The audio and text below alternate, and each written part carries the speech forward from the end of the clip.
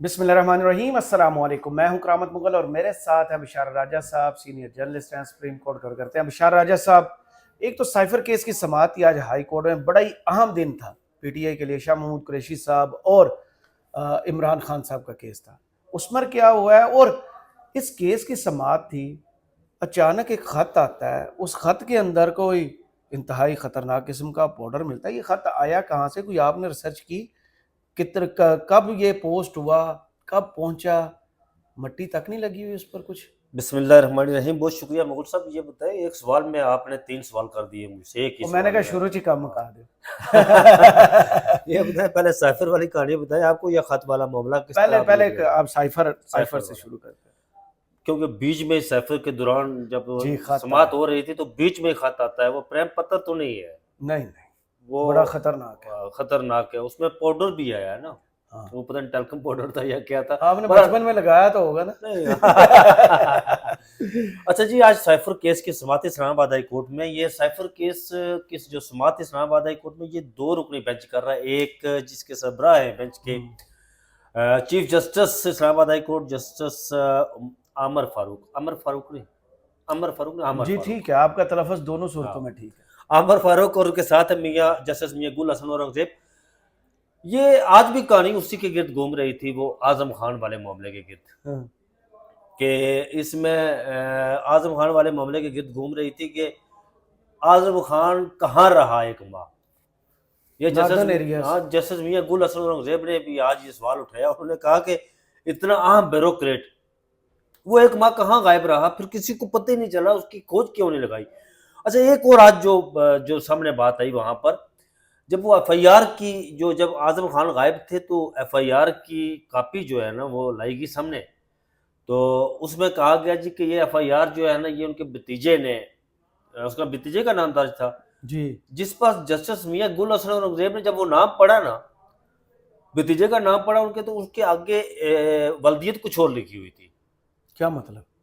आज जस्टिस मियाँ गुल हसन औरंगजेब ने कहा कि ये आजम खान मेरे नेक्स्ट डोर है, वो मेरे पड़ोसी है, इनके एक ही भाई है, उसका तो ये नाम है। ये जिस भतीजे ने एफआईआर कटवाई है ये उसके बाप का तो नाम नहीं है। वो ये एक और जालसाजी पकड़ी गई। ये कौन है? बाद में शायद कोई बांझा छंझा हुआ हो, लेकिन ये भी पता चला कि उनके घर में भी कोई रहता था, तो कुछ शायद इस हवाले से। ऐसे तो नहीं होता ना, अब्बे का नाम ही बदल ले कोई यहाँ। लेकिन मियाँ गुल हसन औरंगजेब, जैसे मियाँ गुल हसन औरंगजेब जानते थे आजम खान को ना, जाहिर वो पड़ोसी है, यहाँ रहते जी हैं जी इस्लामाबाद बिल्कुल। में, तो आजम खान का एक ही भाई है जिसको वो जानते थे। लेकिन जो भतीजा था जिस एफआईआर वाला, वो कोई और था, कोई नाम भी और के मुंह बाप बोला का। भतीजा होगा। ये भी हो सकता है, मुंह बोला भतीजा। लेकिन ये है कि उन्होंने सवाल उठाया कि वहां पर ये आजम खान के हवाले से कि वो एक माह कहाँ रहे।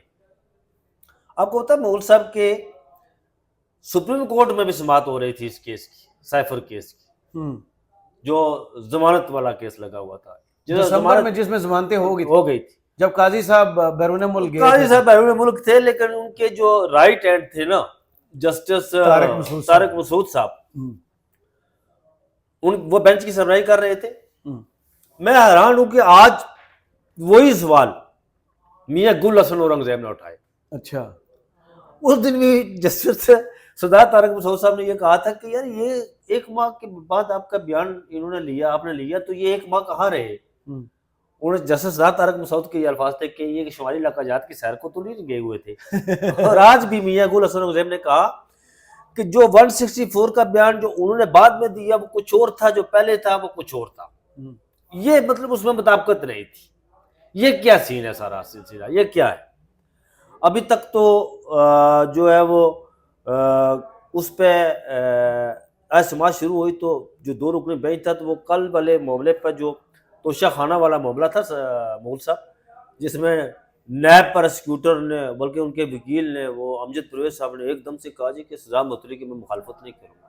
अच्छा, कल पहले उन्होंने नवाशी वाले मामले पर तो यही कहा था, उन्हें नवाशी हम वाले परसुई नहीं करेंगे, गिरफ्तार नहीं करेंगे, हमने हाथ खड़े कर दिए। लेकिन ये वही अमजद परवेज साहब है ना जिन्होंने कहा था जनाब कि वो 3 साल जो हमायूं तरावुत वकील है ना, ये वही अमजद परवेज साहब हैं जो मुन्नस इलाही और परवेज इलाही के वकील थे, और इनके मौजूदगी में पेपर छीन के ले गए थे, बल्कि इनको भी ले गए थे। लेकिन मैं इस बात को लेकर मैं हूं कि वो उन्होंने मुखालफत क्यों नहीं की थी। अच्छा, वो शायद इसको लिंग ऑन करना चाहते हो बरियत वाले मामले में जाकर।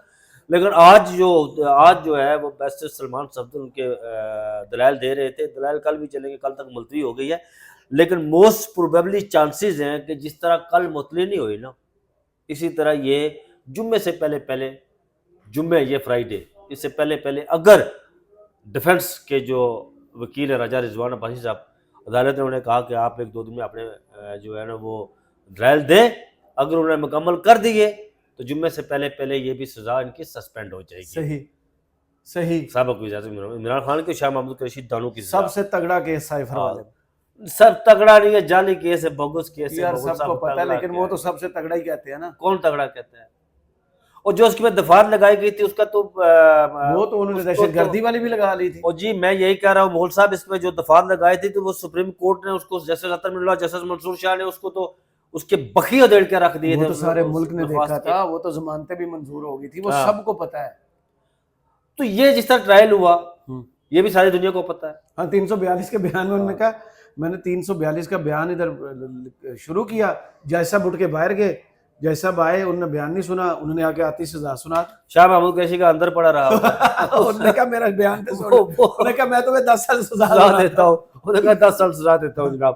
اور بیان, اور پھر وہ یہ ہوا کہ وہ گواہ جرا جو کی کہ بیسٹ سلمان صاحب, یہ پہلے دن سے ہم کہہ رہے ہیں کہ جس طرح یہ ٹرائل ہوا نا, یہ انتہائی بوگس, اور دنیا عدالتی دنیا کی میں کہیں پوری دنیا میں نظیر نہیں ملتی کہ اس طرح کا ٹرائل ملزم کو, اس کو 10 ایج, اس کو صاف شفاف ٹرائلز کا حق دیتا ہے آپ قائم, اس کو بغیر آپ ملزم کو دے جناب ٹرائل کریں, اپنے وکیل کھڑے کر دیں, جو گواہان پر جرا کرے اپنی مرضی سے, وہ اس کو بتائیں کیا جرا ہوگی, کیا وہی ہوگی, بہت سارے شکر. بہرحال یہ کیس کی سماعت ہو رہی تھی مغل صاحب, تو بیچ میں بلکہ یہ اینڈ پر معاملہ چلا گیا تھا. اچھا, تو پتہ چل گیا تھا ہمیں کہ آج کوئی ہائی کورٹ میں کوئی کچھ ہوا ہے.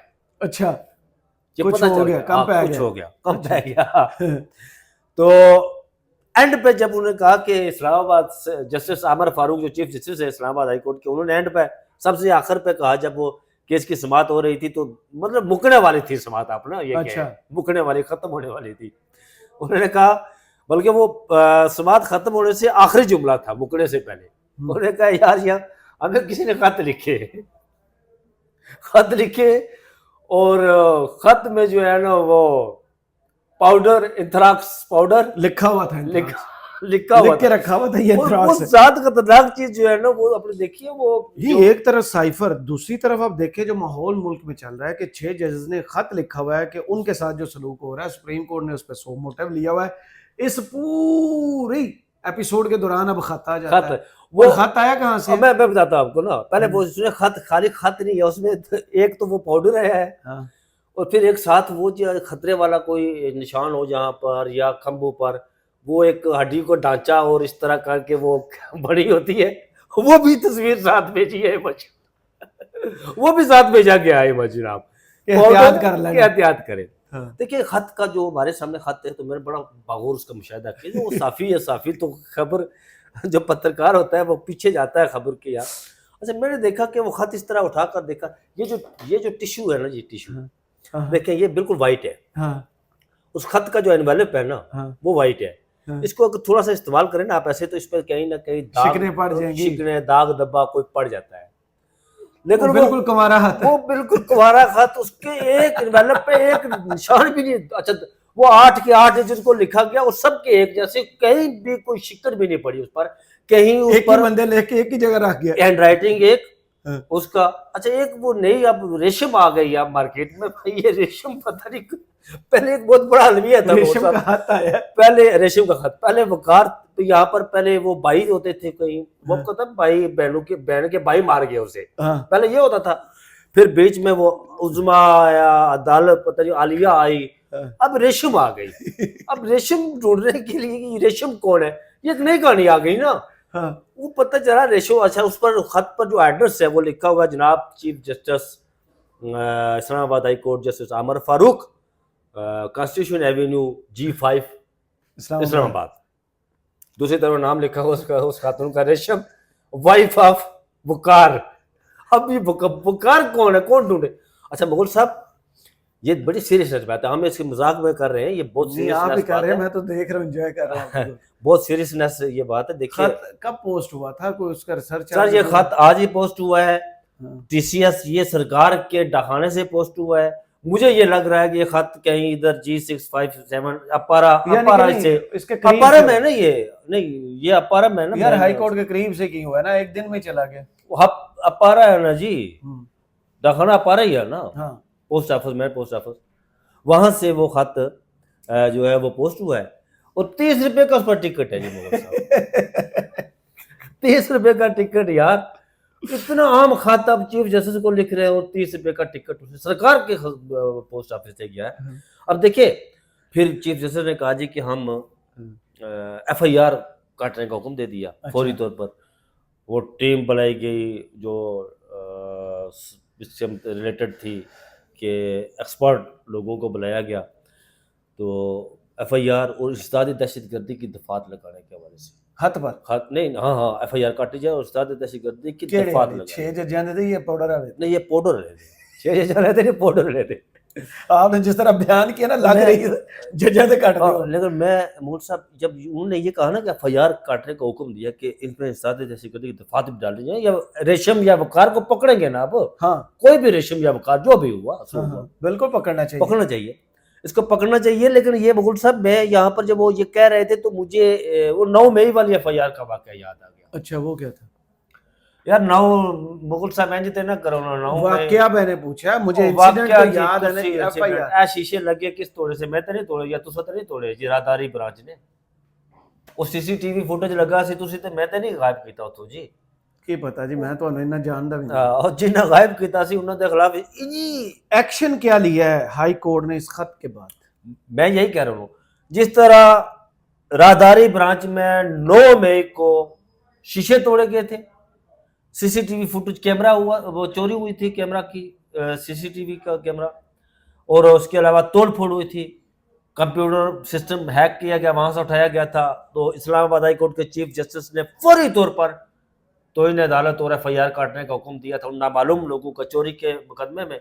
اسی طرح آج بھی فوری طور پر ایف آئی آر کاٹنے, اس ایف آئی آر کا پتہ نہیں ہے کہ کٹی ہے یا نہیں کٹی ہے, اور آج بھی ایف آئی آر کاٹنے کا حکم دیا گیا, لیکن پتہ کہ کٹے گی یا نہیں کٹے گی. سب نے ریسیو کر لیا تھا ہاتھی, خط کھولا صرف جو ہے عامر فاروق صاحب نے ہے اور چیف اپنے جسٹس محسن اختر کے, باقی سب ججوں کے نام اس طرح لکھے ہوئے ہیں, ایک جیسے وائٹ انویلپ, پاؤڈر ایک جتنا ہی, پاؤڈر ایک جتنا رکھا ہوا, کوانٹٹی ایک جتنی ہے, کوانٹٹی چلیں ادھر تو فرق نہیں کیا, اور ایک جیسی ہینڈ رائٹنگ, اور پیچھے جو لکھا ہوا ہے ریشم وائف آف وقار, وہ بھی ایک جیسا. یا نہیں اور کل دیکھیں کل سپریم کورٹ میں سماعت بھی ہے انہی ججز کی, لیکن مجھے لگ رہا ہے یہ کل مدعا وہاں اٹھے گا سپریم کورٹ, ضرور اٹھے گا. اور اگر یہ معاملہ اسلام آباد ہائی کورٹ نے ٹیک اپ کر لیا نا, یہ جو خط والا معاملہ ہے, تو پھر یہ علیحدہ ہو جائے گا, یہ بھی لمبا ہو جائے گا. لیکن وہاں پر ضرور یہ مدعا اٹھے گا کہ بھائی ہمیں تو خطرہ ہو گیا ہے, اور یہ کس نے کیا ہے. اب وقار کو ڈھونڈ, اب ریشم اور وقار دونوں کو ڈھونڈنا پڑے گا. یہ ایجنسیز ہماری دنیا کے نمبر 1 ایجنسیز ہیں جی, ڈھونڈ لیں گے انشاءاللہ. یہ تو کرنا چاہیے انہیں. بہت شکریہ بشار راجہ صاحب, آپ کے تجزیے کا کمنٹ باکس میں ضرور بتائیے. ویڈیو آپ کو کیسی لگی, اجازت دیجیے, اللہ حافظ.